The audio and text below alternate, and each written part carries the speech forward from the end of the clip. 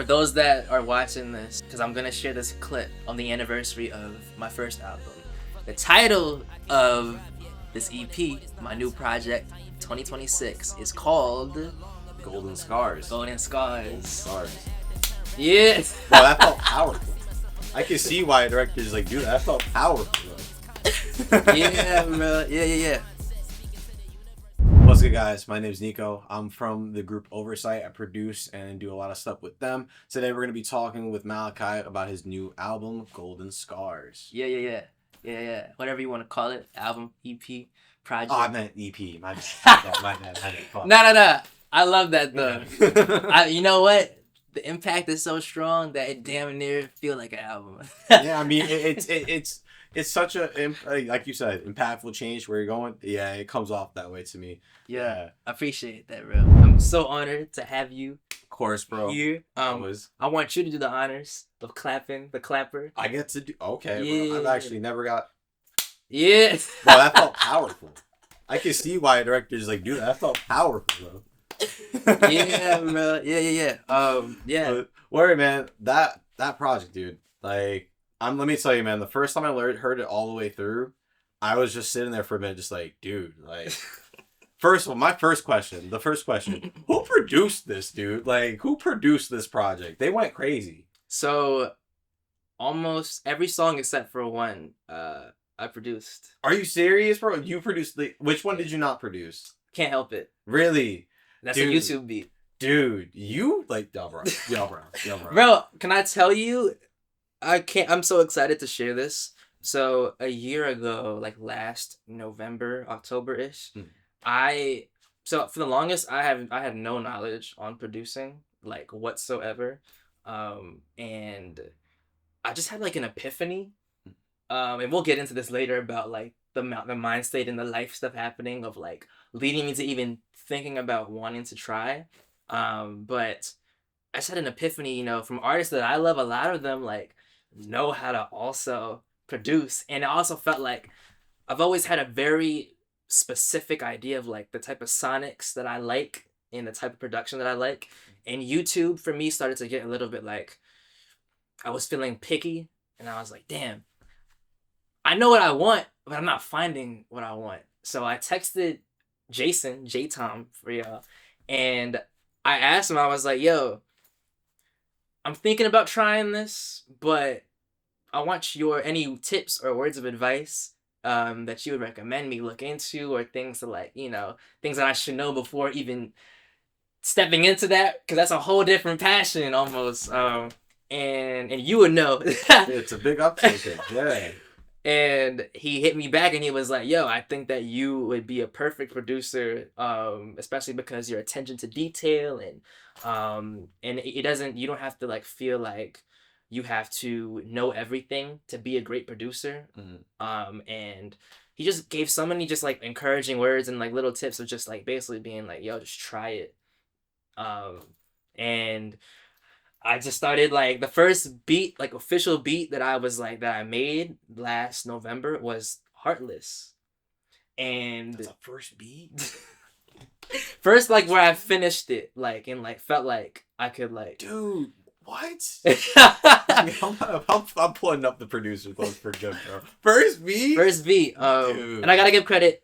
The only other song that I had other production on that I didn't make was the first.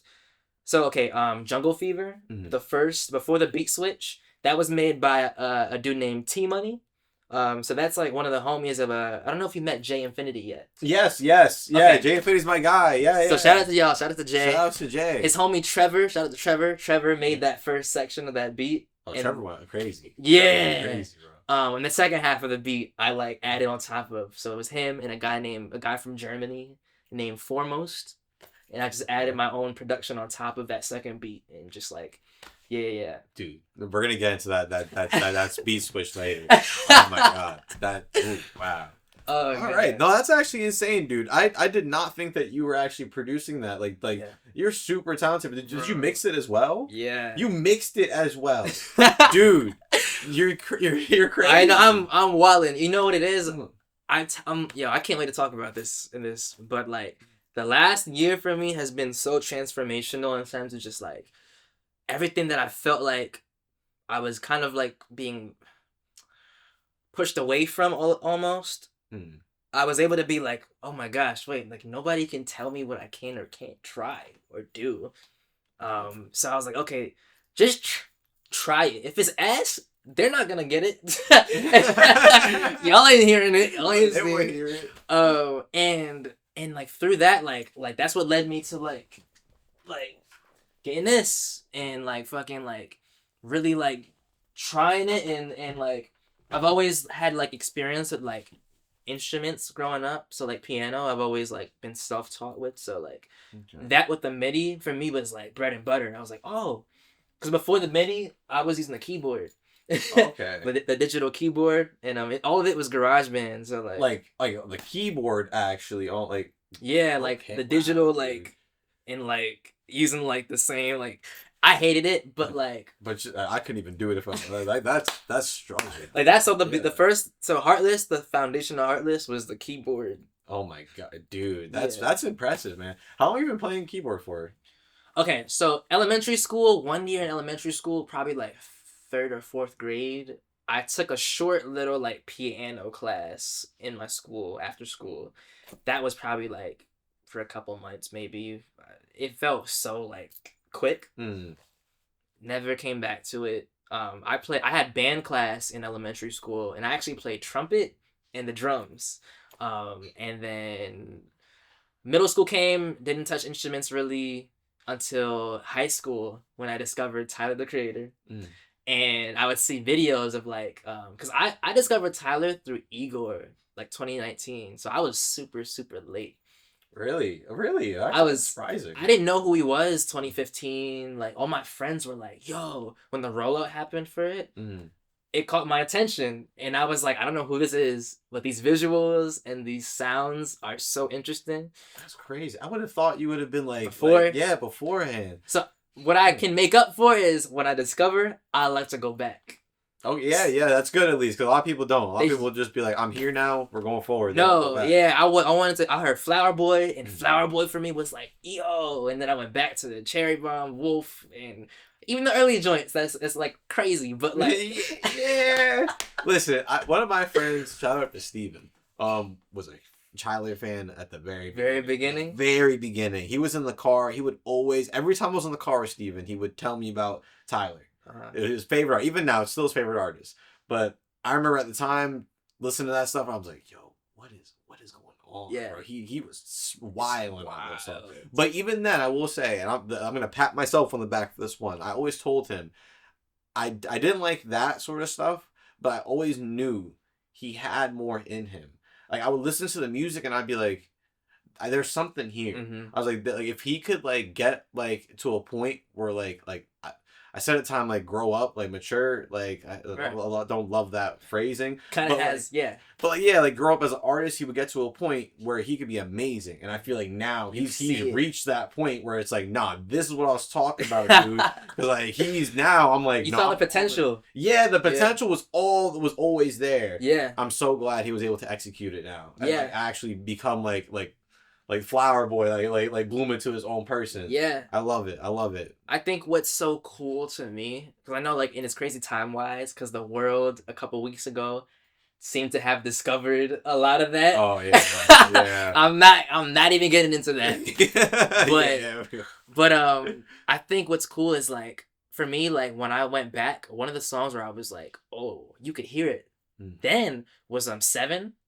Okay, yeah. And I was like, yo, the mixing and stuff is like obviously like it's not like industry level, but like the chords and the production, the percussion, like all of that was there, like you said. So I think that in a sense kind of like helped train my ear in high school of like the kind of music that like I loved and didn't even realize would one day, make myself. And so that for sure was a big inspiration or influence with like just like trying to produce, like seeing him like really play on like a grand piano like his own songs. And I was like, yo, like there's videos of me in high school like trying to teach myself and actually my superlative when I graduated high school, for some odd reason, was like most likely to like be randomly playing the piano in the hallway. It was like something like that where I was like, all right, I'll take it. But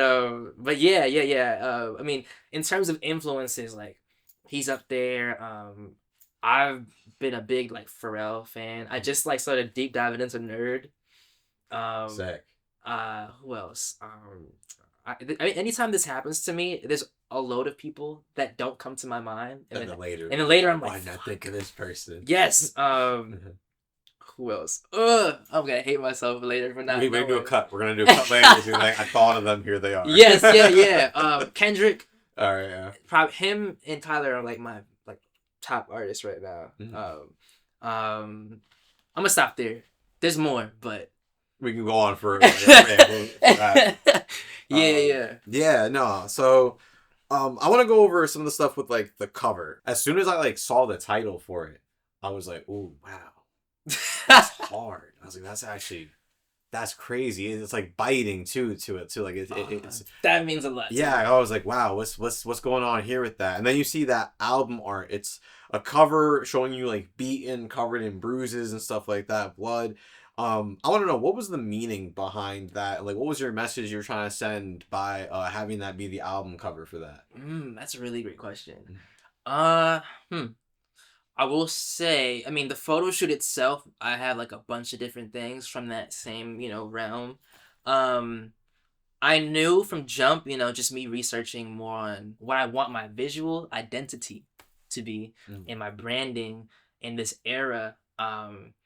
I felt like the scars and taking the meaning of a scar and flipping it on its head with gold and my reoccurring golden boy alter ego moniker, and kind of like taking that and giving like a rebrand and a reintroduction into like here's Meliki now, today, and really what he's always been, and I get to tell it in my way, and all the ties of it, it's like the foundation of everything you've heard before, but this is like current and it feels current.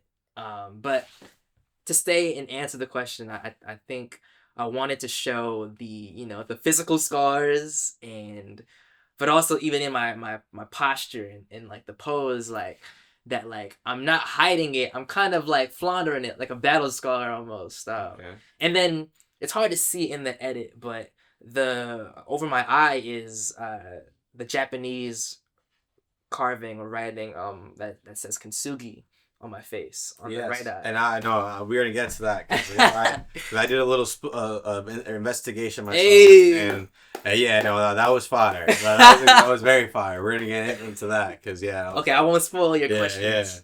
That's awesome though, because I saw that, and it like knowing what like all the things that that I've just heard in the passing. Obviously, like I feel like I wasn't really like around to hear any of that stuff. In your own world. just hearing things passing through and through, and then seeing that image and that title, it just really like wraps it all together to me, like as like a wow, like a really potent, like almost like response to like what had happened to you, is being like, there's scars, but you're still here, you're still continuing what you're doing. And I really thought that was like really cool. Actually, it was a really cool thing you did there. Thank you. I appreciate you researching. Oh yeah, absolutely, bro. I get the call. I'm gonna do the research. Absolutely. Yeah. But I want to go into the first song that you guys have on this project, the Vampires in Brooklyn. I already told you I thought that name was fire. I was like, that's actually, because even that, like, I don't know if that was intentional, but just like even the way it was going, I was like, oh, that's nasty. That's crazy. He's like Vampires in Brooklyn. That's like, ooh, that's crazy. But I don't know if that was intentional. But yeah, super awesome way of framing, and even the imagery of just being like, oh, there's trouble in Brooklyn, like stuff like that. It's like, oh. Like, I almost got, like, I don't know if you watch this. I'm a huge Marvel guy in some cases. So am I. Oh, yeah. Obviously, I don't even know why I get, like, Daredevil vibes from, like, oh, vampires. I'm like, oh, wow. I feel like Matt Murdock's about to come through and, like. I love that. Yeah, it's crazy. But, I wanted to ask for that song, what were you going through during the writing of Vampires in Brooklyn? There was a lot of like lyrics in there where I was like, damn, it sounds like a lot of struggles, a lot of potential, like I said, dangers was going on. What was the specific instance that sparked the feelings portrayed in that song for you? Ooh, that's a great question.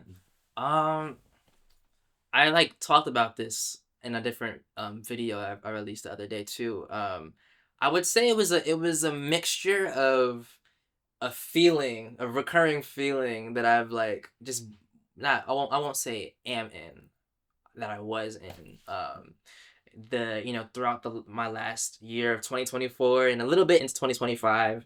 I guess, to not make this an essay, I think it was just a feeling of feeling a little bit underestimated, overlooked, betrayed, but also acceptance that this is what it is and this is how I feel. And like in theme with the title of the project, I'm reclaiming the power in this, that like despite this, take it. Try me. I dare you. Take it from me. Okay. Take the energy. But an instance for me was that inspired like the hook and the chorus was, I'll like not make this long. It was so I was in a Starbucks and I was with a homegirl catching up. We were in high school together and I was telling her about everything going on in my life over the last year, and it was such a great moment. People in the Starbucks, some lady next to us joined the conversation and overheard me talking and was like, yo, like, I'm sorry this is happening to you, but, you know, from the way you're talking, like, you don't need, you know, all these people and these things that, like, that you don't even have to deal with anymore. And it was super, like, heartwarming and wholesome. And I was like, damn, yo, this is the part of New York that, like, the world doesn't really, you know, get much of. See. But some random white lady across the Starbucks, like, gets up, walks up to our table, and is like, to me, hey, your voice is really loud. Can you, like, keep it down? I could hear you from over here. And off rip, I was like, huh? Like, and my friend, also black, we shared a level of confusion, and I think that I consider myself really great at, like, controlling how I react to things, and instantly I was also just like caught off guard. So, and a response wasn't even in my like my head. It was just like, is she for real? There's like stun locks. Right? Yeah, because it was one of my first times of like a Karen like in full effect. Yeah. But she said that, and I was just like, huh? And then she walked away and sat down, and I was like, okay, anyways. Like, we kept talking, but I think a mixture of that frustration that I told my other homie was like, you know, like vampires, a lot of people in the world will try to like suck the life out of you. And the way I like to reclaim it is like, you know what? Suck it out of me. Take it from me. Pause on that. You can take it all, take all this energy, but if you try to, you will not be able to handle all of this. Like, you can't even fathom what you think you're trying to take from me. So I think playing around with that theme, and also including my real life things of like things where it's like happening with like old friends and old, you know, collaborations, and getting to kind of shed light on, you know, just the real life things that like have gone on and have happened to me, and how it's influenced where I'm at today, right now, currently. And so yeah, it's a mixture of taking pain and turning it into a strength, and turning it into something that I'm not ashamed of. And the vampires idea was just like, it just felt so on the nose to me. Yeah. It's one of those things where like I'm like, yo, God, the universe, like when it came to me, I was like, oh my God, because the original title for it, not even like a title, it was like the name of the file on the project. I just put like Control. And Control felt like, not like, I'm a film nerd, so like it wasn't artsy enough for me. So I was like, nah, I need something that's like it has like a feeling to it. And thinking about the movie I was telling you before we were recording, Vampire in Brooklyn, by Eddie Murphy and Angela Bassett. I'm forgetting the name of the other actor in this, but he was in A Different World. He was the one that dated Whitley in A Different World. I don't. Yeah, I can. Shout out to him. His Shout name constantly fades when I mention this movie. Let me see. You can keep going. I'll help you out. Thinking about that movie and how Eddie Murphy is a vampire and also I'm from Brooklyn, and a lot of these things that happen to me. Guys. Oh my gosh, yes. Kadeem Hardison, that's his name. Got you. Yeah. And John Witherspoon. Rest in peace, John Witherspoon. R.I.P. Grandpa. R.I.P. Grandpa. I hope you watch this movie. I think you'll like it. No, I really am actually. Like, I can't believe that I missed this part. But yeah, film is a massive part of my life, especially because I'm an actor. So, I always like to include just the parts of me in everything. So, Vampires in Brooklyn, adding the S to it was a perfect little like cherry, or like, ooh, it's not like exactly the same, but it's like close enough to where if anyone does their research, they might find a gem and like you know. Yeah, and that stuff is awesome, man. Like, I love when you got like Easter eggs within your projects for the people who care enough to like actually look through that. Yeah, because that's just another layer. That stuff is awesome. Appreciate that. I want to ask about Hands Up then, because as you're saying, like this project has been really like sort of like being very honest about like the things that have happened. A lot of the like, what's the word that I'm looking for here? Trials and tribulations, we'll call it, that you've been going through with other people, with like even with random people, like this person on the street coming to you and just challenging you. Obstacles. The song, first of all, I as soon as I was listening to it, what stuck out to me immediately is that left, right. I was like, okay, I already know where this is going. We're going. It was really militant, and we have had this conversation before already. Like the first thing that even popped into my head was, funny enough, Michael Jackson, because. Especially with using like that imagery of like the military and stuff like that within your music, something that he was super like big worth, and I know that you're like a super big Michael Jackson fan. That's my all-time favorite artist, like since a jit. So did that have any like sort of play into you choosing that for that song? Honestly, bro, like. It was not intentional, but I think it was subconsciously. Like, it's kind of like what we were talking about before, just about like how being a real music lover. Naturally, the things that you listen to and consume, I hope that they come through in your own stuff. At least for me, it does. So like I've listened to Michael all my life, and to this day I still do, and. To hear you like be able to be like to even ask that is like an honor in itself, because it wasn't intentional, but when you brought it up, I'm like, whoa, I'm learning more things about myself. But yeah, I think the militant vibe, I'm visualizing like I think it was like the history tour. Yeah, I mean there's so many times. Even the way he dressed was the jackets and.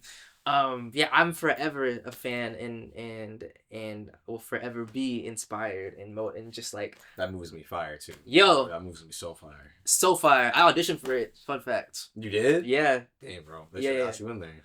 That'd been crazy. Listen, trust. Everything happens for a reason, and I'm sure I know that I would have delivered, but I think that I know that it's gonna be amazing. Jafar looks like he transformed. So whether I'm in it or not, I will be in that theater. Just like if you're in it, I'm gonna be seated. One way or another. Yeah. No, but yeah. I always appreciate that you can pinpoint these things about like it's only people that really listen can really be like, oh, I'm thinking about this artist or this. Yeah. Okay. Appreciate that. Oh, well, on the track. like it sounds like it's militant for sure, and it sounds like even vocally like you're ready to battle. Like you're ready to, like you're out here. Anyone wants to mess with you, you're stocking up on nukes. Like you're ready to go. What I really found interesting though was your singing on the track. I felt like that was actually a really thing that the first listen I wasn't expecting. The hook was also like infectious, like super like awesome. Thank you. How long did it take to come up with that hook? Oh, whoa, that's a good question. I'm trying to remember when I recorded that. It was this year. It was a couple months ago. Oof, let me check my phone because I have I can edit out the pause and stuff. Yeah. But I'm trying to think because I had so many drafts of that song. Mm-hmm. I know for a fact that chorus. It didn't take me long. Fun fact about that chorus, like recording it, I like to this day still like try to discover like what I meant. And I don't mean that to say like I'm writing like aimlessly, but it's one of those things where like I see interviews with like Pharrell, for example, who says like, or even Michael would talk about this, where like sometimes like not even sometimes, but like music is like it's spiritual to me, at least to me, and things come through from places that like we're vessels. I love it when Pharrell says that about, you know, being a vessel. Because I feel like that hook, I didn't really spend time thinking about like, maybe this would work. It was kind of like it happened naturally. But I think the meaning of it was already living in me. Yeah. And it was perfect to me because it didn't feel too on the nose either. And I kind of love that about it. So I never changed it, but I think that was one of the first songs I made on this project. Really? One of the first ones? Okay, I'll give you the backstory as well too. That the beat for it was a beat made by the same guy from Germany named Foremost, and I bought the beat and I loved the melody and I recorded over it. And I wrote the lyrics and I had a whole different second verse, and I cut the second verse, and around the time when I started to like try producing, I like just added like more synths on it and stuff, and that's kind of what led me to like trying to like try it, like just try adding things. Yeah. That kind of took a life of its own, and I scrapped the whole beat and took the melody and remade it and added my own drums, and like the whole beat is like made by me, but I like changed the drums and changed like I added the bridge section, and all of that was like just it was like a impulse, I guess. But to not veer off to your question, I think that hook, I'm trying to think, the devil is a lie, I can see in your eyes. I'm like trying to remember my own words. I don't know. That's a great question. Oh, you know what? Something that you just said that honestly, like, just struck a chord with me is like, sometimes stuff just like it you don't even know what you said, but like it just channeled through you. I've told my students this before. Actually, we watched a documentary on the We Are the World sessions and stuff like that. Ooh, and, the Netflix one. Yeah. And after that, we got into a discussion about Stevie Wonder. Stevie Wonder, when he made the song "As," do you know the bridge for that part? It was like, "We all know sometimes like that part with it." I don't want to make myself look crazy. I'm a literally. Listen real quick. Because that's songs in the key of life. Yes. As it's a great album. Amazing. Oh. Yeah. So if you go like to the bridge of it, where it's like, "We all know sometimes I can." Oh, yeah.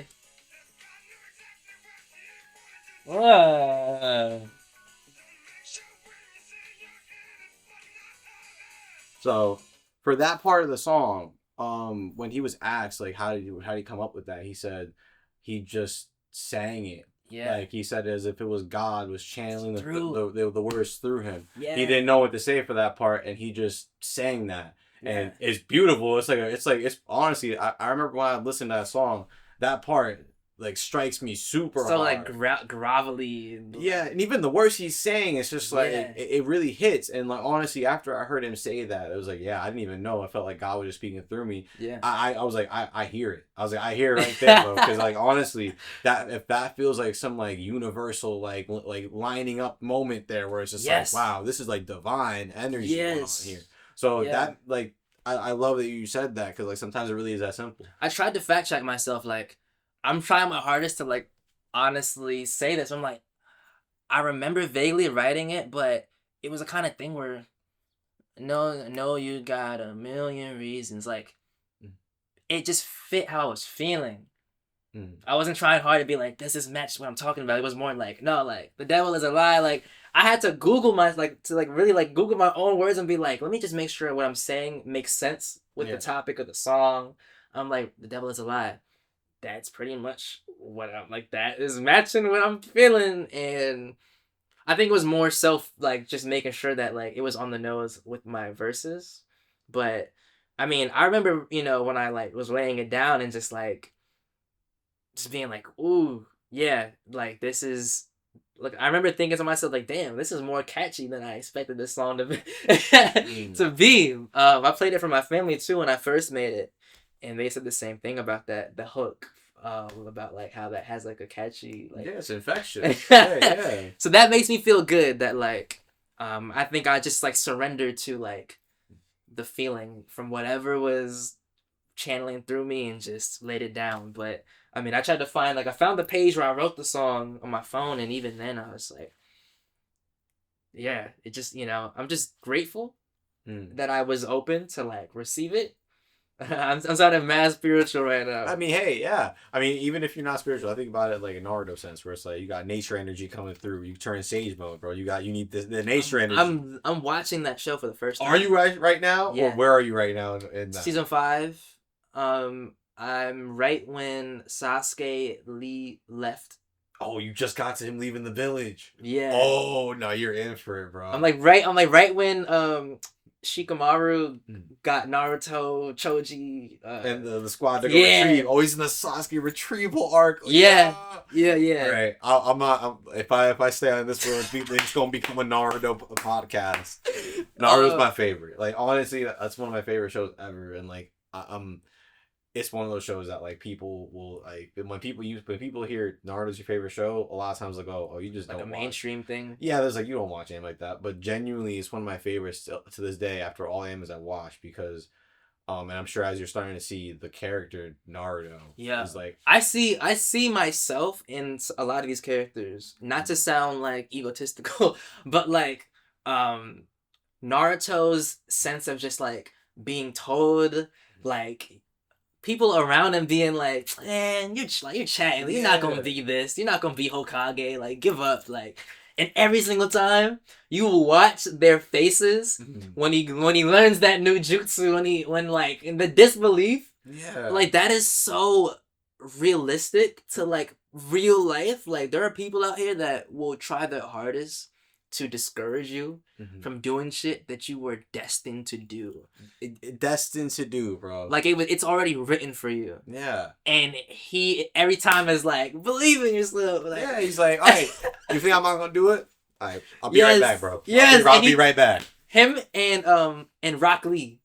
Yeah, bro. Like, ooh, Rock Lee is my guy. And honestly, you haven't even got to a point, and I'm so sad you haven't got to the point yet, because I wish I could talk about it. I wish I could talk about it, because like it's not even Rock Lee. Mike Guy genuinely is my favorite character of the entire show. Mike Guy is my favorite character of the entire show.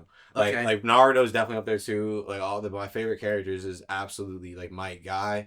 Because honestly, like just how you say that, I see myself in Rock Lee and in Guy. Yeah. A dude who literally had no talent, no jutsu, in anything. Yeah, they're just like, yo, you're a bum, bro. And the only reason why, only reason why he's worth anything is because he said, you know what, bro, I may be a bum, but there was actually something that I was talking about to my students the other day. It's like, talent beats no skill.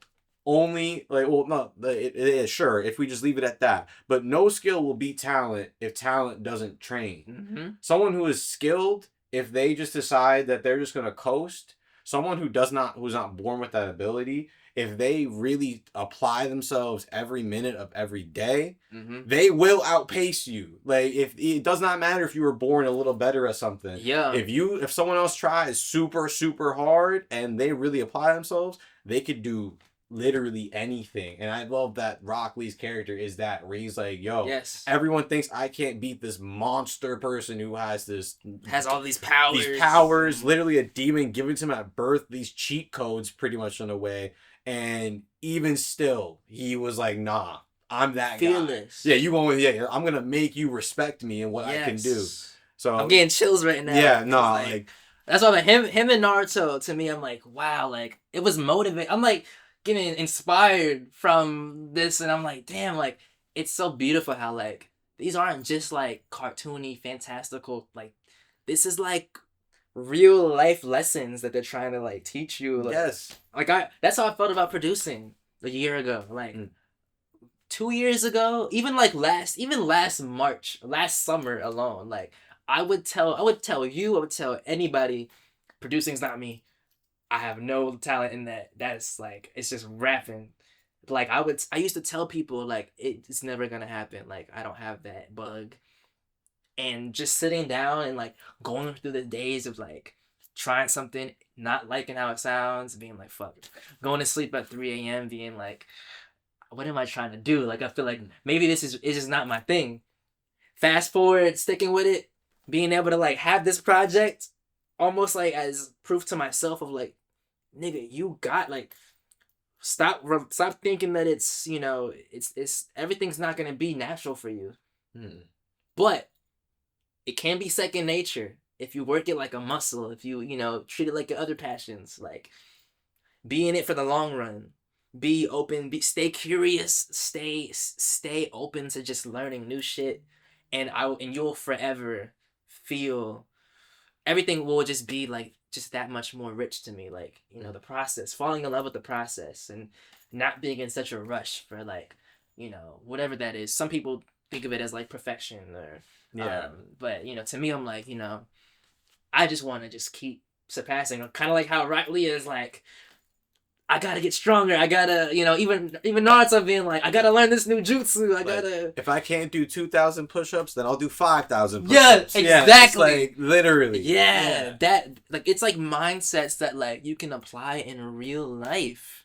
Like I'm new to like the anime scene right now, but like I'm trying to like, you know, especially through this era with like KINTSUGI, like that's kind of like what led me to like really dive in more. Because when I was in elementary school, I would watch like Saturday mornings. It would be Dragon Ball Z and Yu-Gi-Oh. would come on. So those are the main ones that stuck in my brain as a child. And of course like Naruto is just like, it's up there. And I would just hear all my friends talk about it and post the pictures of it, and I was like, all right, I need to watch this, and I need to figure out why people are saying that it's like that. Enjoy it, bro. Listen, I showed my fiance Naruto like when we were watching it for the first time, and like I was genuinely like one of like the best times that we had, because like just seeing her go through all of like the stages and get to the end. It's so hard to get her to watch an entire show. And Naruto, I mean, yeah, Naruto's a long show. Let me correct myself. It's hard to get her to watch an entire show and by the end of it still be like just in it. Yeah, because like for Dragon Ball Z, for example, by the time we got to the Blue Saga, she was checked out. That one, like, I'm the same way with it. Like it's one of my favorites, but like episode to episode, I'm like, yeah, it gets hard. Naruto's one of those ones where it's like, no, I'm here to the end. It's like, no, because I mean, even you know at this point where it's like Naruto and Sasuke, like that rivalry, it has you sitting there being like, nah, I need to see what happens with these guys. Like, nah, like, does he do it or not? I'm not gonna spoil if he does it or not, but that's up to you. I will tell you though, and then we can move on to I don't want to make this anime cash. If an anime, I feel like everyone needs to watch it, especially if you're looking for anime that matters a lot to other ones, as a creative, especially Samurai Champloo. Okay. Especially as a hip hop creator, okay. I promise you, it's 25 episodes. Okay, it is one season, 25 episodes. I promise you, if you watch that and you give it a chance and watch it all the way through, by the end, you will literally I feel like if you get the message, it will change you. It'll genuinely change you. Okay. Because it is let me put it this way. When I watched it in college, and when I got to that last episode, I refused. I said, I will not. Not because I thought it'd be bad, not because like you want it to be over. I was like, I cannot, because I couldn't, like, emotionally. I was like, I can't handle like this last episode. Then when I got to that last episode, I was like, bro. Me and Megan watched it together, and I was just sitting there. I was like, I was broken. Like for a few days after, I was like, and not even in a sad way. It was just like I was like, damn, bro. Okay. That's really how life is, though. Like, I was like, that really is how life does happen, and it's like, it's not an ending that's like bad. It's not an ending that's good, but like it's an ending that just has you sitting there being like, it teaches you. It's like, yeah. Okay. Sometimes it really do just be like that. It's an anime you have to watch that. And the other one is Yu Yu Hakusho. Okay. Yu Yu Hakusho, the first episode, that's not one you have to give it a chance. First episode, I know you're gonna watch that and be like, what the hell? Like, and not even like it's old. It's from like 1995. Okay. And Samurai Champloo like 2001. Okay. So they're older ones, but Yu Yu Hakusho is one of those ones you're gonna watch that and just be like, you will cry first episode. Oh, shit. You will cry the first. I cry. I don't even have a problem saying I cried the first episode. Every time I see that clip. First episode, because the first episode hits you with so much emotion that you're like, what am I getting myself into right now? Like, and it's not even cheap, because I feel like a lot of time when you say that stuff, like it's like anime especially, it can be cheap and like not jump scares, but like almost like cheap emotional pulls. This one's genuinely kind of like a formula. Yeah. No, this one genuinely is like, you've never seen anything like this, where you'll be the first episode and it teaches you lessons right off the bat, where you're just like, I don't even know who this guy is. I don't even know who these people are. And I'm like, okay, again, I guess life just be like that. Those two. Okay. I'm giving you, those are my assignments. Like, obviously, finish Naruto. Yeah. Those two, Yu Yu Hakusho and Samurai Champloo. Okay. Are them. Cowboy Bebop is one too. I haven't seen it yet, but I'm weird with anime, dude. Like, just like how you're talking about with like how stuff just happens sometimes, I treat that with anime. Sometimes I'm like, I'll only watch it when it's time. Yeah. This is Samurai Champloo, actually, by the way. I just realized I'm literally wearing it right now. Okay. Yeah. These are the three guys in it, but that's another anime, like Cowboy Bebop. I'm like, when it's time, there needs to be the correct time in my life, whatever that means. Okay. I'll know when the time comes. Okay. I'm almost there. I can feel it right now. We're almost there with that. But I'm sorry. We just got super off. I love that. That's genuine childlike excitement. Yeah. I mean, I'll tell you, bro. Like, my kids are gonna be watching all that. Yeah. All of that. Yeah. But back to your project, because I really wanted to talk about Can't Help It. Right. Okay. Can't Help It. You really got into your R&B bag. Yeah. Yeah, that one is funny because I wrestled a lot with whether or not to add a rap verse. And for that reason, because I was like, yo, I really want to also have versatility in my stuff. And I've, for the longest time, have wanted to sing more in my music. For some strange reason, a lot of people are constantly like, they seem to gravitate a lot towards the singy stuff too. And not in a way to like make stuff to make things specifically to like feed what people want, because I feel like doing that can lead to like creating from a place that I don't want to create from. I don't want to like be thinking about, oh, I have to do this just because they want this vibe from me. Yeah. But more for myself, because I know that I want to have more music that also has a side that I can also perform too. So I made the executive decision where I was like, nah, this is all sing. And the second verse, I stuck with it, because for a long time I didn't have a second verse. I was stuck. I was like, I don't know what else to like, how to switch this up or how to like, But when I found it, it might have been a year later that I because I recorded Can't Help It, I think either last summer or the summer before last summer. But I stuck with it, and yeah, I'm proud that I did, because it, to me, like, people don't even have to love it, or it doesn't have to be a favorite. But for me, I'm like, oh my gosh, I've never even heard my voice like that yet. And that's a lane that like I'm like, oh, constantly looking for like something new to like push myself and like expand my my versatility music wise and diversify it, but still keep it me. So like you might see a little bit of the MJ influence in that type of item. I was gonna ask actually, because even in that one, I definitely felt it. I felt it for that one, and I have to say, yeah, it's like it felt very intentional. I feel like that's a word I keep coming back to on this project. A lot of these songs, there's intention behind it, and what I mean by that is, it's very easy to like get a beat, put the beat down, make a verse to it. I say that, but I can't rap like that. But you're a good ass producer. But it's easy to do that and then have a song and then that be the song.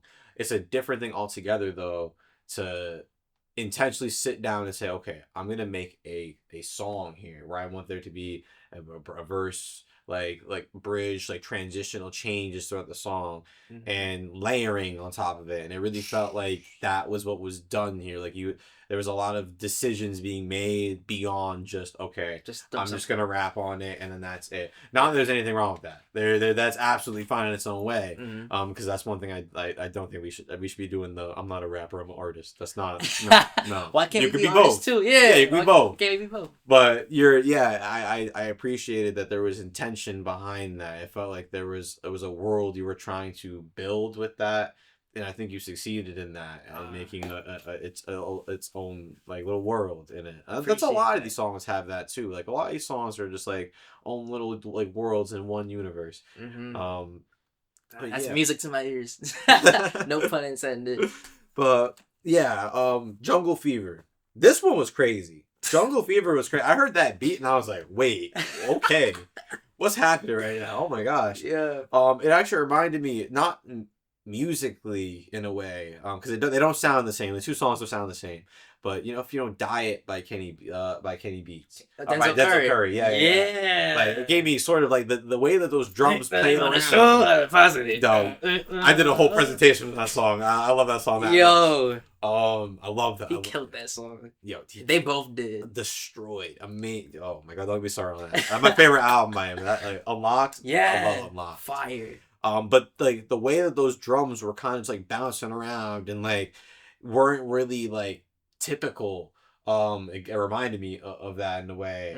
And I really like liked the production on that one too. You did produce that one. Was that one you? So that first beat was T Money. Oh, and then you did the beat switch to it. Yeah. Now let me talk about this beat switch, dude. I think that might be my favorite part of like genuinely project musically. When we had that beat switch, I remember like being in the car, being like, "What the yo?" I almost pulled over. Being like, "Wait, no, this isn't what." I was on Ocean Parkway, like, and for people who know Ocean Parkway. It's dangerous out there, right? And I'm like, I'm on this bridge. I'm about to fly off this bridge right now because like this is crazy. No, that beat switch was insane. Dude. You went to work on that. That makes me so happy because if you know what, I'm gonna play you. That's why I love doing these videos. I'm gonna play you what it sounded like before I added shit to it. Because it like. My gut was like, this needs more to it. Like Foremost laid a nice foundation to it. Like he set me up perfectly to like really run with it. Okay, here it is. This is what it sounded like without all the shit I added. This is without the stuff you had. Yeah, this is how it was given to me. How I bought it. Yeah, no, I'm not gonna lie.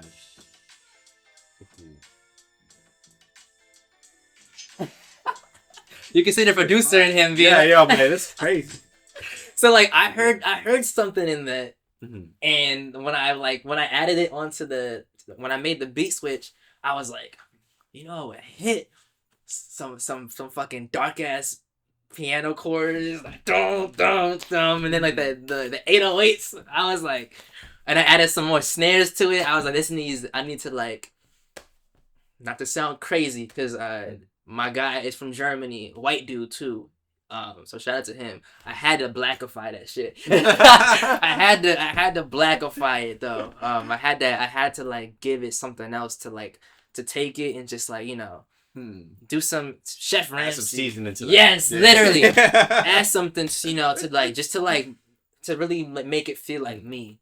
Yeah. And yeah, You definitely accomplished that, dude. Cause I remember, I was like, nah, this is vertigo, bro. The part that I get that feeling from is the dun, dun, dun. Yeah, no, I was like, no, I was literally in my car screaming. I was like I'm not gonna scream because there's people in here. I'm just trying to scream, but I was screaming. I was literally like, nah, like this is insane. Oh, this is insane. I love that. Love that one. Now, KINTSUGI, bro. Mm. I saw KINTSUGI and I was like, again, I'm an anime nerd. So I knew he would fuck with the titles. I was like, no, we gotta figure out what he's talking about here. So I looked it up. I'm gonna tell you what KINTSUGI means right now because I have it here. So KINTSUGI is the Japanese art of repairing broken pottery by joining pieces together and filling the cracks with lacquer dusted with powdered gold, silver, or platinum. So I read that, bro, and I was like, he's the GOAT. That's what I'm talking about! That's why he's the MVP! That's why he's the GOAT! The GOAT! I was like, he's just the GOAT. Like, what do you, like, where did you get the idea to use that? Where'd you get that term from? And then you had the idea to put that for a song title. Where'd you get that from? Okay. I'm gonna be so honest. I literally was on ChatGPT. Okay. And I know that's gonna sound crazy because some people might hear this and be like, "This nigga's using AI." Let me preface. I like using ChatGPT ethically. Okay. Ethically meaning I'm not using it to make or create. I'm using it to brainstorm, to help run ideas that I have and honestly too research. But I typed in the concept of like I'm trying to remember what it was. I think it was my theme of the project and my golden boy name and I just seen ChatGPT be like your visual art style is very reminiscent of like KINTSUGI style and I read that and I was like, what the fuck does KINTSUGI mean? And I did the same thing you did and I researched and from that discovery I just read more about what that pottery is and the meaning of it and the meaning of like the psychological meaning that Japanese people attach to it. I was like, this is literally like it's almost like written in the stars of like my exact message of this whole project. What's their meaning for it if you remember? I screenshotted it because I literally like it was like artistic what's the word for it? I'm thinking of a word that's not PG but artistic I don't want to say what I'm thinking. But y'all might get an idea. It's like you just like mind blown. Yeah. It said it's also a philosophy that breakage and repair is part of the beauty and history of an object to be appreciated rather than disguised. Okay. So yeah, like going into like the art of it, it's like you're bruised, you're hurt, but like you So I thought about I think what I did in ChatGPT was type I want to have scars, gold scars, and I was just like brainstorming like visual stuff. And when ChatGPT said KINTSUGI, I was like, yo, and I started to just research more on it because I'm like I've never heard of that before. So for sure, I guess yeah, I'm just like I personally love to just research. Also like reading, read books. Like if you don't like reading, audiobook, like you can learn so much from just like taking the extra mile to just educate yourself. So yeah, I think so that's my spiel on my tidbit on AI. Like I will say because I'm a technology teacher as well, so I do my AI guy responsibly. He said, yeah, responsibly. He researched it, and then after he copy pasted, and then actually looked it up to make sure. Yeah. So guys, we don't use AI for music. We don't use AI to copy voices. None of that stuff. Nah. If at best for research purposes only, guys. Yeah. Yes. Yes. I teach my kids that stuff because like literally like I have to like kids these days are just like they don't understand like AI is really like dangerous stuff. You could do a lot of dangerous stuff with that. Unethically, you can do damage. Yeah. Oh yeah, definitely. Like we got to use that stuff in a good way.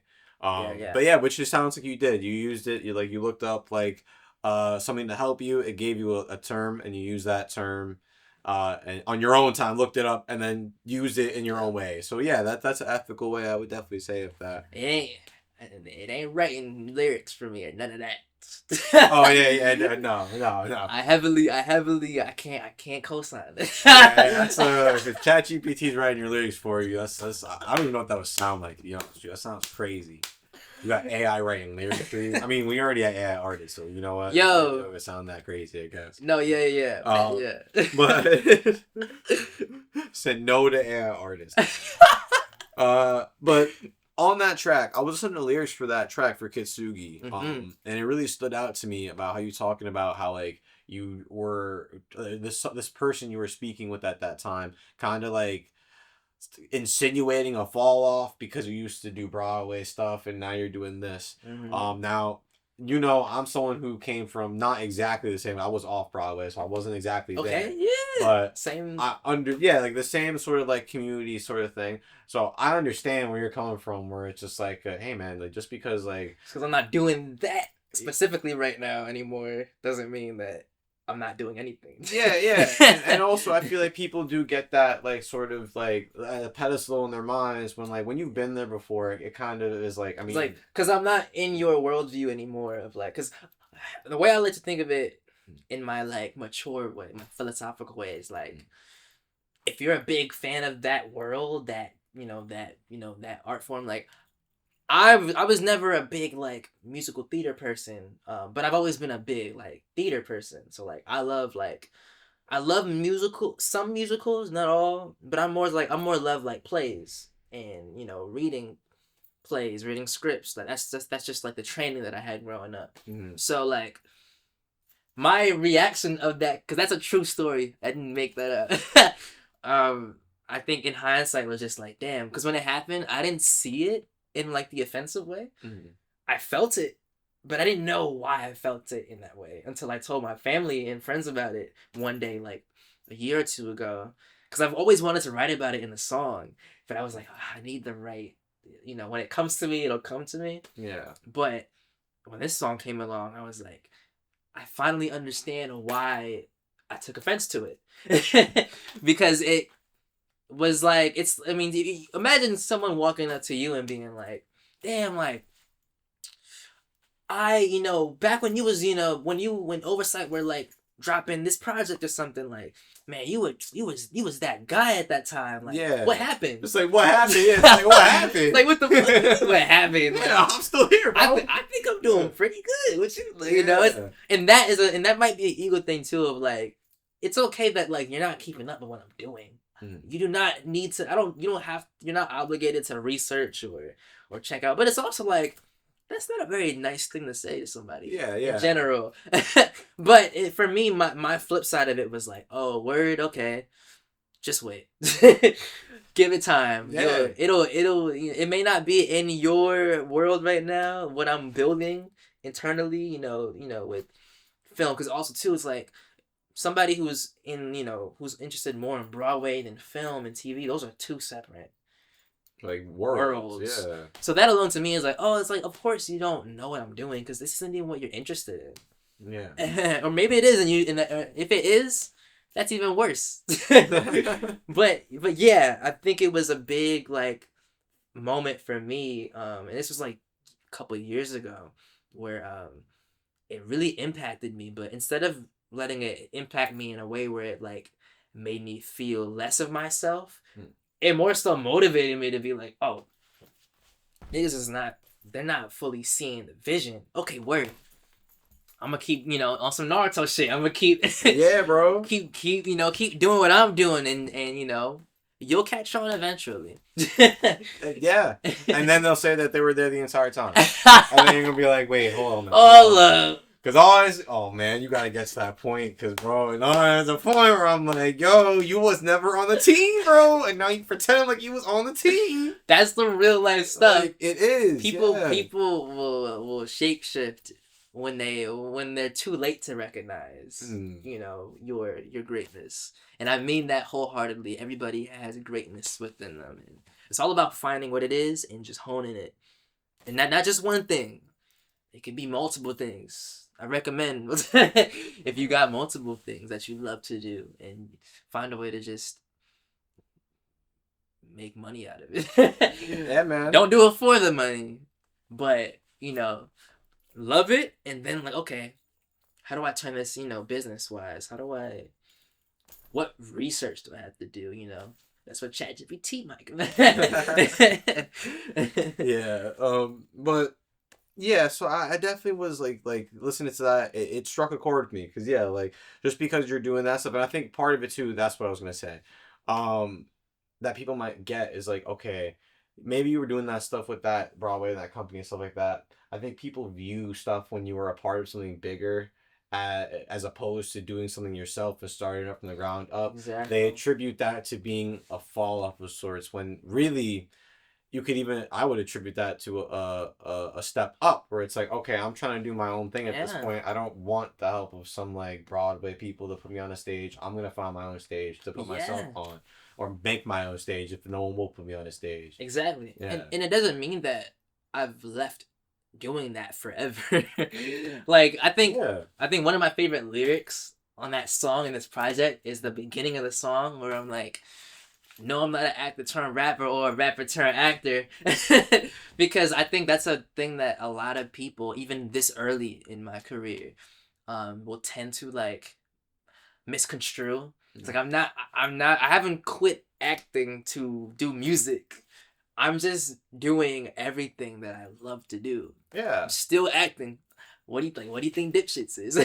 It's like, you know, and I'm not auditioning for things. Like it's like, you know, I'm focusing on what I'm in control of. And, you know, in this day and age, creating your own work is something that a lot of people overlook.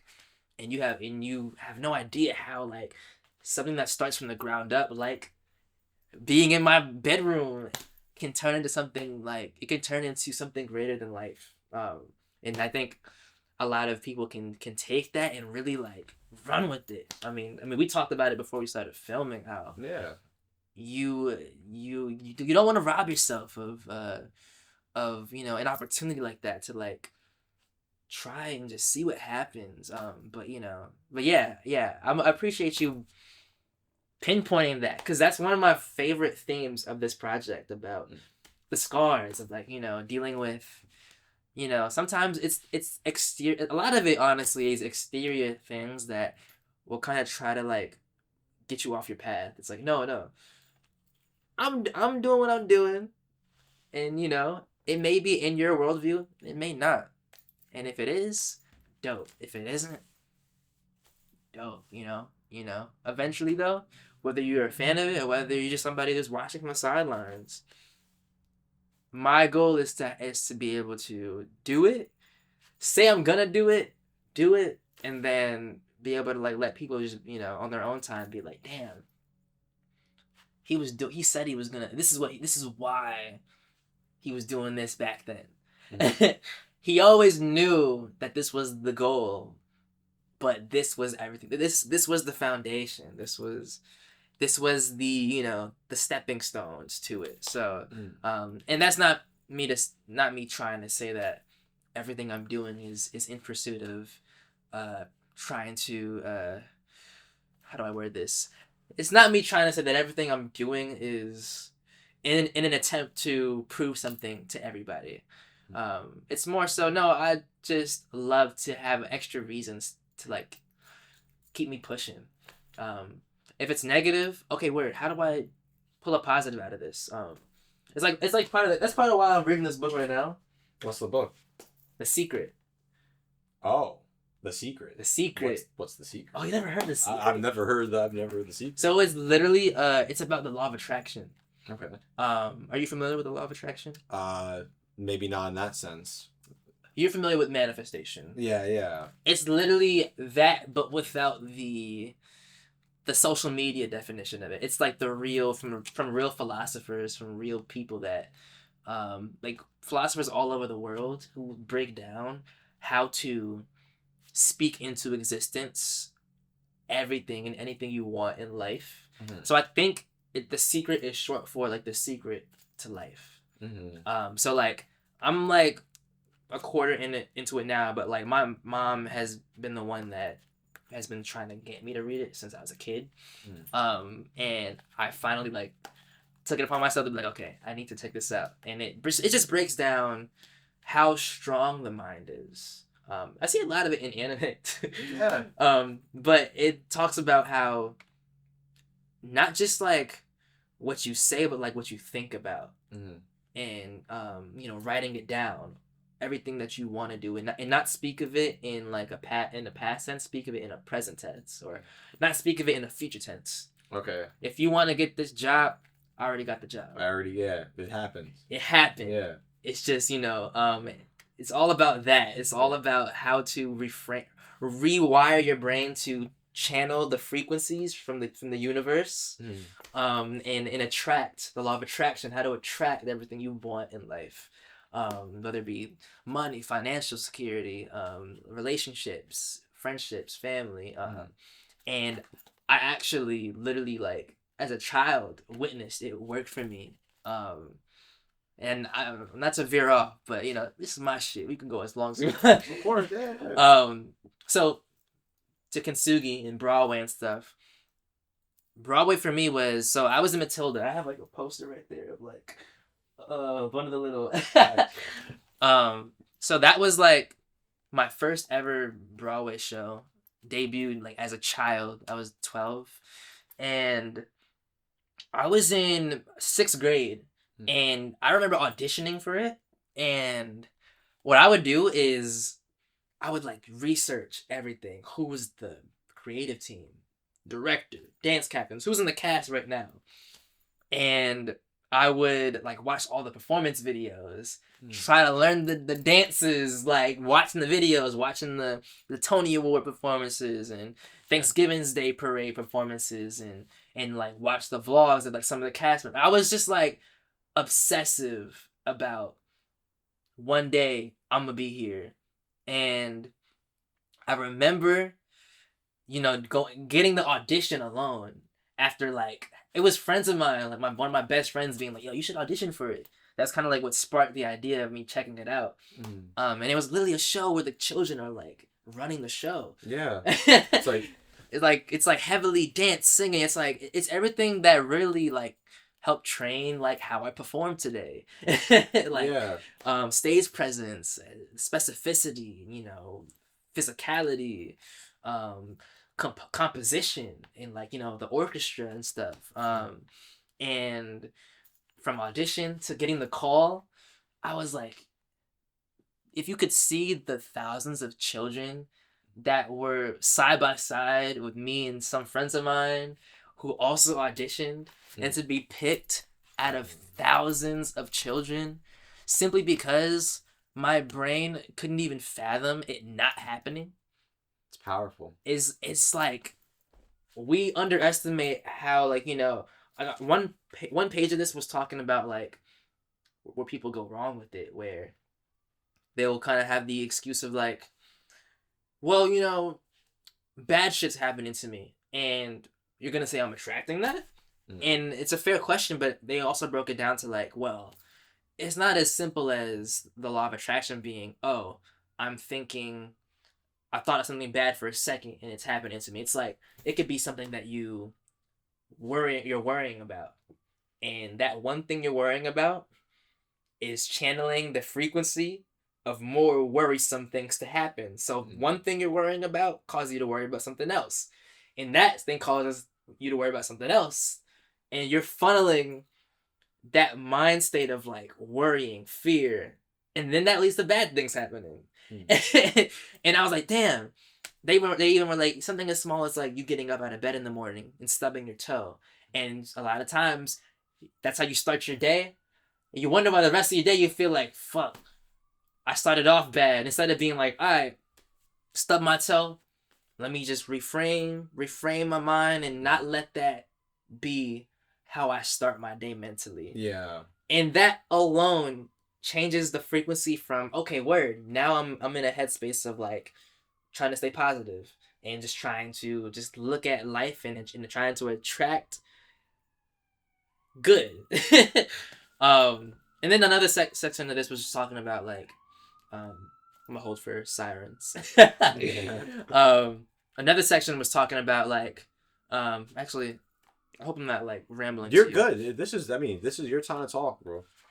One section that I was in love with, talked about, for those who are skeptical about it, and I was like, oh, I love this passage, where it talked about, oh, I hope I find it in here.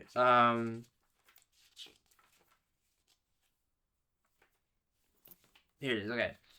If you don't understand the law, that doesn't mean you should reject it. You may not understand electricity, and yet you enjoy the benefits of it. I don't know how it works, but I do know this. You can cook a man's dinner with electricity. You can also cook the man. It's like little things like that. And then it's talking about, this is a universe of inclusion, not exclusion. Nothing is excluded from the law of attraction. Your life is a mirror of the dominant thoughts you think, and all living things on this planet operate through the law of attraction. The difference with humans is they have a mind that can discern. They can use their free will to choose their thoughts. They have the power to intentionally think and create their entire life with their mind. And I was like, hell yeah. Hell yeah.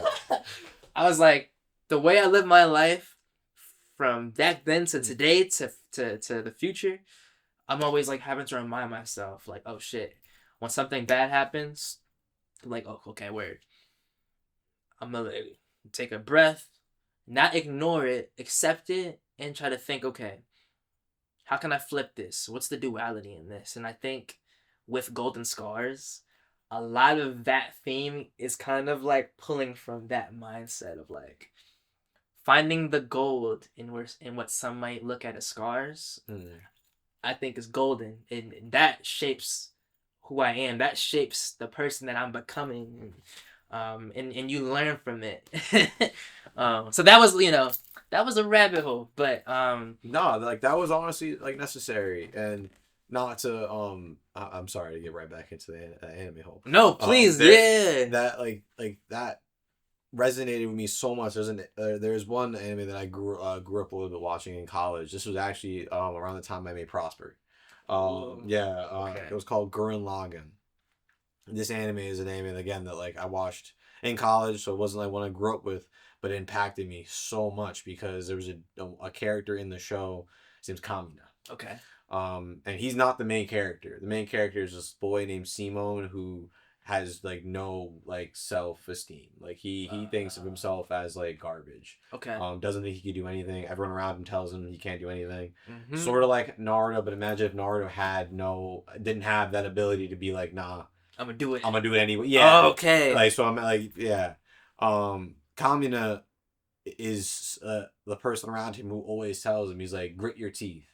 And what he means by grit your teeth, he means like you have the power, like you're saying, to do anything in this world. No matter what anyone's telling you, you have to have the indomitable human spirit, is what they call it. Yeah. Like the will of an indomitable human spirit, almost like it's like a delusion. Yes. In a sense, where it's like, no, you have to believe in yourself to the point of delusion, where it's like people will look at you being tell you it's not ever gonna happen. Yeah, being like, dude, what do you mean you're gonna do that? That's like a 1 in a million chance. And you'd be like, yeah, well, 1 in a million chance means one person I'm the one. Yeah, and I'm that one. Like, I must be the one. Yeah, and something even like J. Cole said before too, where he's like, yeah, it's like even if like I'm not that one, I at least know that I tried. Because if I didn't try and I just said, I'm probably not that one. What if you were? You never know. And now you just gave that away, and because someone next to you said, yeah, you're probably not gonna be the one. Meanwhile, you got the golden ticket in your pocket right now. You gotta try. Mm-hmm. You absolutely need to try. And that's another anime where that one that made me cry, because I was just like, I was watching that show and I'm just like, no, real life. It's real life, and that's why it's funny you say that, because like I swear, and I'm a nerd for this, guys. But like I always say it always, I feel like anime really does teach you those lessons. And, like, yes. A few, like there are definitely some that I'm like, this is some crazy. This is not teaching me any valuable lessons. But some of them that you will watch them and be like, wow, like I could take that away from me and apply that to my real life, my everyday life, and that's so real. Being able to be like, yeah, the secret is we are gifted with the ability to choose and be like, Free no, will. this is what I'm gonna do. And if you tell me I can't do it, that's great for you, man. I'm gonna do it anyway, and then afterwards you're gonna have egg on your face. Yeah. One of my favorite like Instagram like neuroscience, because it also links so well to neuroscience. Just about how your brain works and how like somebody telling you what can or can't happen or isn't possible, it's just them telling you from their point of view. The way their brain is, whatever blocks they have, they're putting their own block onto you. Yeah. It's like projecting like, okay, word, that's not possible in your head. Yeah, like for you that's cool. To me, I don't have that. I don't I see it clear as day. And there's a reason why it's in your brain. Cause that's what's being transmitted to you. Like I'm like follow that whatever that tether is to me I think of it like that, like it's there, and I think where some go wrong is trying to kind of like control like when you can lose yourself trying to like predict, and you might even discourage yourself because the time you think it's supposed to happen usually is never when that happens. Yeah. But I think that in itself teaches you a lesson about it builds character, builds thick skin. Yeah. That's what, and that's how I like am able to have the mindset of like, I don't know when. Yeah, and I think people are afraid of failure, bro. I think people are just afraid of failure in that sense because they might be telling you not to do that because they do care about you. They don't want you to fail in that instance. Yeah. But in the same sense, it's like, hey man, like you could be afraid of failure all you want, but if you're not willing to take that step and try that, then yeah, you're gonna be paralyzed by fear your entire life. And yes, that is something that I think that's the scariest thing of all, because then one day you're gonna be on your deathbed and realize, damn, bro, all the possibilities that I didn't even try. I was afraid my entire life to do anything, and then and it's over there. So yeah, it's a really big thing where it's like, nah, dude, like you can't let that fear, like take hold. And honestly, something I saw the other day, I think it was on Twitter. The one good thing Twitter gave me. That's rare. Yeah, the rare Twitter W. It was someone saying just like, yeah, bro, like, I actually forgot what I was saying Twitter W because it's so rare. What was I just saying? Damn it! Oh my god. It was something you found that was actually positive pertaining to. This happens sometimes where I have a thought and it happened to me before we filmed too. Yeah, it just went woo, gone. But it's just not being. Oh, that's what it was. Got it. We're back. Sometimes that failure, like having one big failure in your life and like everything catastrophically just going wrong, actually like teaches you, wait, I'm still here. I'm still here. Yeah, like the world's still, we're good. I can get back up and then just try again, do something else. And I think that also helps a lot when it's just like, oh, like you had that huge failure, like, and you realize there's nothing stopping me from just going again.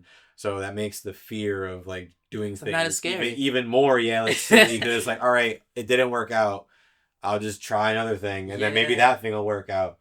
And that's like super important. It's a very important thing to have, and it's as an artist especially. Especially as an artist, especially because you're gonna fail a lot. Yes, I'm telling y'all, like if I could play the failures, the beats, the songs that I thought were a good idea and didn't end up becoming anything, but that rep leading me to like being able to like make the shit that's on this project, or the things that just like I view as like practice, that is like, oh, everything is not gonna be on streaming. Like some things is just like, it's just to like get my brain trained to like just like keep it flowing, sharpening the craft of it all. Yeah.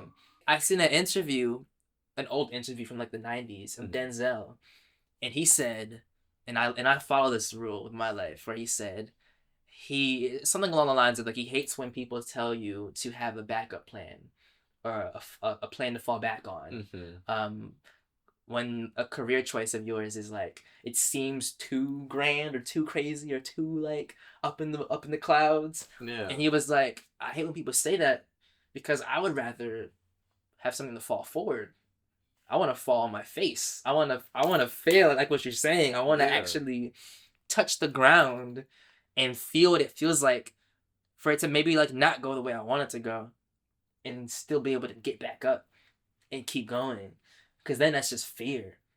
I'm just like having a cushion behind me, a separate career path that I really know I don't want to do, just in case. It's already like a little bit of a seed of doubt that I can't afford to have. And I think about that all the time. That's what keeps me doing everything today. I'm like, man, it's the way I was raised, but it's also, it's like a muscle. Mm-hmm. Like having the guts to tell yourself, like, nah, it's gonna happen. I'm not gonna just find something that pays well, that sure, it'll pay my bills and or it'll keep the lights on, but like also like, if it's something that is out of a place of, in case this doesn't happen, I gotta cut that out, because I can't afford any inkling of this might not happen. No doubt, yeah. Because that to me personally is insanely detrimental. The doubt casts a shadow. Yeah. That's really the thing there. So you got one instead of that'll control me. Yeah. I can't act out of in case this don't work. I've been told by family, what about a plan B? Like, it's to a point where it's like, nowadays, I'm like, I laugh because I'm like, oh, that's cute. Like, you think that like that's in my stratosphere. Like it's now or never. Like it's do or die. Like, I will die happy not achieving this dream, knowing that I spent all my time striving for this dream. And even saying that is like me knowing, oh, it's gonna happen. There's no possibility of it not happening. But knowing, like what we said, I will never ever be on my deathbed looking at the ghost of the versions of me that could have been, just because somebody told me that it might not happen. Someone that doesn't even, if they can't see the future, if they not psychic. You need to be Nostradamus to tell me if I can't do something. Yo, and like, even then, it's be like, well, even then, your future's wrong. Yeah, bro. Yeah. Like, and not to sound crazy, but like, when I was in college, one of like the most validating experiences of like reaffirming that mindset too was watching the Kanye documentary, Jeen-Yuhs. I don't know if you've seen it. I think I did. I've seen a few Kanye docs, so I don't. Yeah, there's a lot of wacky ones, but the one that was really good, that like really like captured, like, I'm talking about like early, like before the world knew who he was, before all the other stuff. Before he went crazy. Yeah. I hear recently he's gone back. I don't know, man. I'm gonna give you some time. I used to be the fan that was like, oh, like 2021, it caught me, and I was disappointed. But I will forever be a fan of the music and who he was in that like pre like slavery was a choice. Yeah, Life of Pablo before. Yeah, like that. I hold on to that Kanye, and like that Kanye inspires my music to this day. Yeah. His attitude, even. And that's why that documentary hit me so hard in college, because like there was video footage. I don't know if you've seen it, but like, I have. Yeah, where he's in the office and like everyone's just like paid him no mind. No mind. He's playing the shit that the world can stadiums sing. Yeah. And then you see like him telling the camera like, yo, with the help of God and just like there's no way for me to lose. It's like you're seeing him eat at McDonald's, talking about like what he foresaw. There's delusions, but to the point of like it's good delusions, because he believes in himself. Like, because watching, I love watching that stuff, man. Because I know exactly what you're talking about. I remember watching that, being like, I know that reception is nowadays. It's like a kid like, oh yeah, I met Kanye West back in the day. And it's like, no, bro. Again, you were never on the team. Stop, bro. Stop. We were in the office. You told me to keep it pushing. Yo. And now, like you said, stadiums sing the songs, and I'm sure now you're like, oh yeah, I know Kanye West. I know back in the day. I was the first person to hear. Like, yeah, I was first. Yeah, please save it. Bro. Save it. Like, Yeah, so no, you're absolutely right though. You're absolutely right. I want to get to this last song. We got one more. Yeah. For Heartless, which I think you said was one of the first ones you said you put on. First beats. Yeah. It's always funny how, the last one the project is like the first one you put together. and it fits perfectly as last. That's beautiful. But it's another great R&B track. It ends it off our project.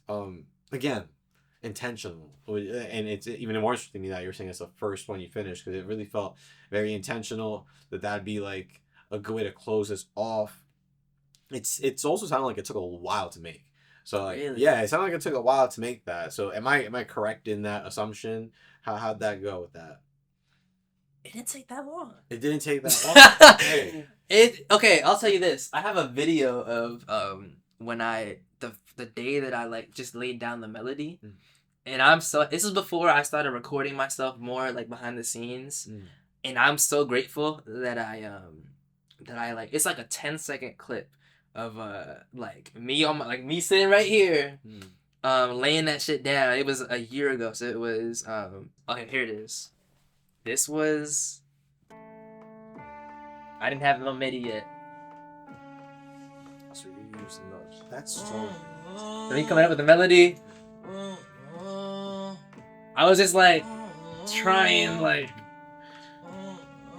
that's all I had. I just had it. And then you hear it.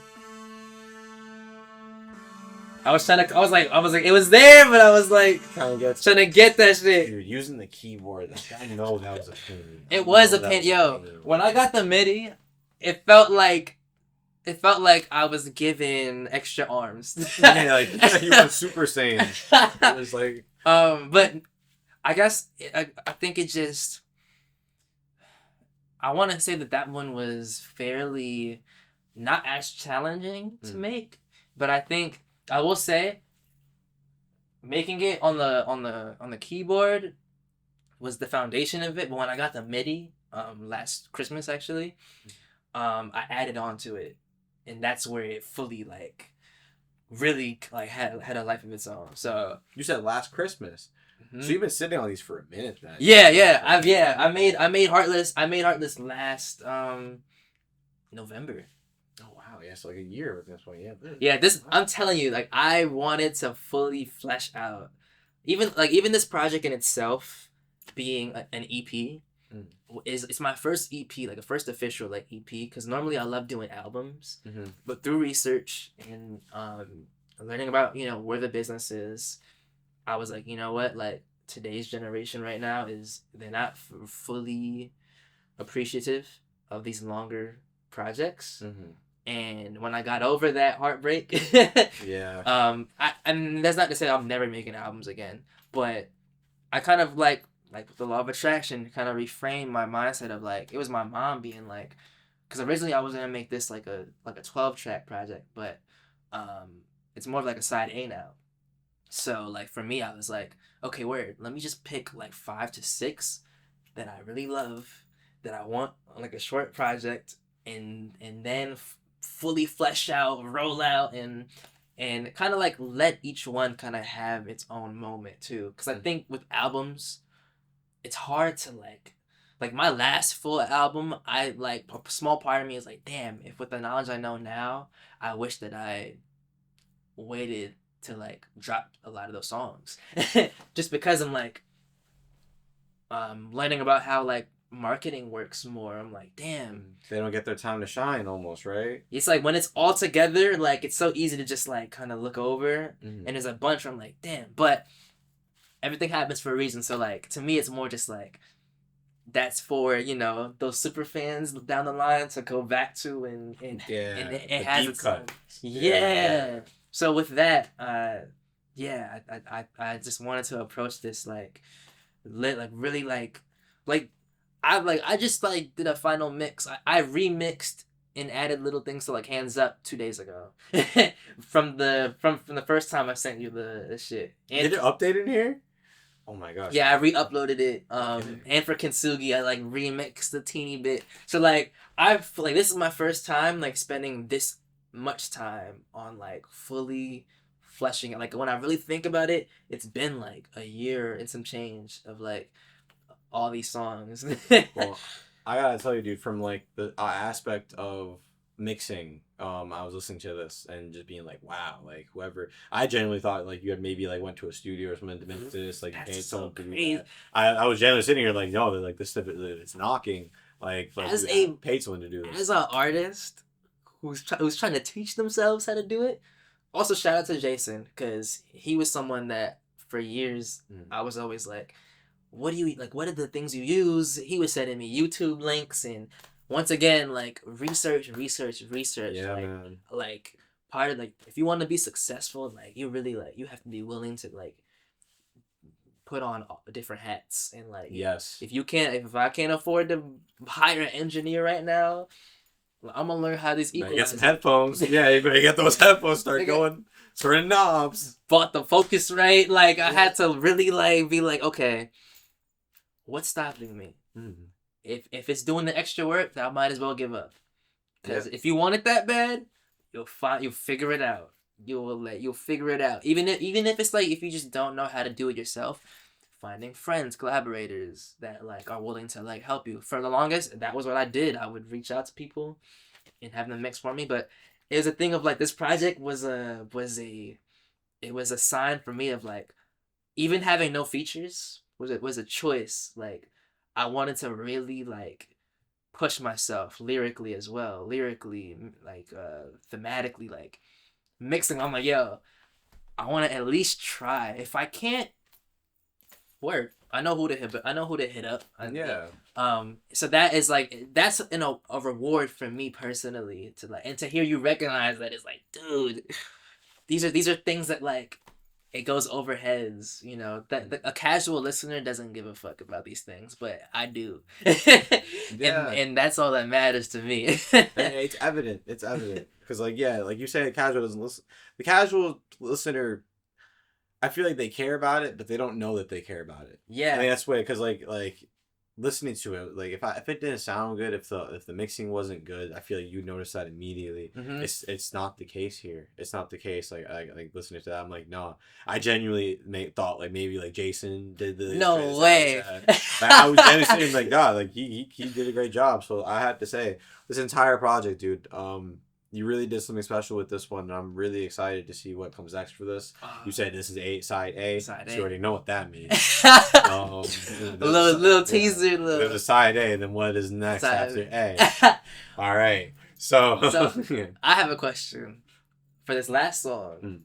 What was your thought process, just like story wise, like, or did anything come to mind, or like a feeling, or like, I'm just so curious because that song specifically story wise, it's its own life, but like, for that last one, the story wise, honestly, I think I gotta re-listen real quick. I had so many things to say throughout that like I'm gonna actually re-listen to the I keep feeling on Spotify. Yeah, not yet, and not on there. I did check there though, bro. Other day I was like, oh, it's probably on Spotify at this point. I saw you put the video for the vampires, and I was like, oh, not yet. No, it's not even there, and I felt special because I'm like, oh, I have this shit. Like I've been having this for. You've had it, yeah. Like, I don't trust a lot of people with the unreleased. So, I remember listening to the song. And this is now that I just listened to that snippet, reminded me of this. It weirdly enough reminded me of a song that I had written. Back in high school. Some synergy. Yeah. Back in high school. A small fact about me. Before I did hip hop stuff, before I did producing, I was in a rock band. What? I was lead singer and rhythm guitarist for like a rock band. Yeah, not you talking about rap. Not listen, we've been trying to rap for like I can't even tell you how long we've been trying to rap, and we're buns, bro. I need, like, just like you said with the producing team, I need a rapping team. I need coaches to sit here and be like, hey bro, this is how we're gonna do this. We're gonna get you straight. Because we're buns. But yeah, back when I was in high school, I used to do that stuff, and I wrote a song that was pretty similar to that. I forgot the name of it at the moment, but it sucked because back then we were high school. We every every week we would save our $10, Uh-huh. and so we had enough to go to the recording studio. Yes. and we got one song recorded. We never got the rest of our songs recorded, which is a shame. Okay. But that was one of those songs. And I don't know, it just brought me back to a time like that where like started out, and it's so crazy to me that you're saying this was the first song or the first beat that you guys put together. So like really the first thing you're putting all together by yourself, and that kind of just ties it together for me where it's just like, wow, like I don't know, it's just like bringing back to beginnings, new beginnings in a way. Where it's just like, and that kind of like, it's crazy because this entire project kind of feels like new beginnings in a sort of way, where it's like a next chapter. Absolutely. In your artistic journey. Absolutely. I hope that answered the question at least a satisfying amount. I think that this probably altogether was like super like a special one you put together, and I'm honestly really excited. And honestly, me and Oversight, we're just, well, me and AZ were talking yesterday. I gotta talk to Jason tomorrow. Yeah. We're getting that back together at some point. We gotta get you guys in the booth with them. Yeah. Absolutely. Just let me know. I'm excited. I don't know. I feel like you're on like a train that can't be stopped right now. Oh man. The ideas you got going on there with your music, outside the music, and just now I'm seeing the thought process you're putting into your stuff like that. It's very exciting to see. Very important. And I think that with that, if you keep that thought process and you keep doing it as you're doing, continue with that marketing, all that stuff, you will see like it return to you in dividends. Yeah. Because you're right. Just like that secret. It's like you put in that energy out there. It's got to come back. It has to come back. What goes up must come down. You can't. All energy is transferable. Like, energy doesn't just get destroyed. It is always staying around somewhere, right? Yes. So yeah. I hope my goal through my music, and I've noticed it even like when friends or family listen to it, it's like, damn, like it's a beautiful thing to hear when people will tell you that they listen to you or your shit to get almost like a resurgence or they needed that boost of confidence, or that that I got this from Kanye in old interviews with like that shot of espresso to get you back on your shit, to like feel like, damn, I forgot, let me remind myself like who I am. I'm like, I hope that resonates and really translates.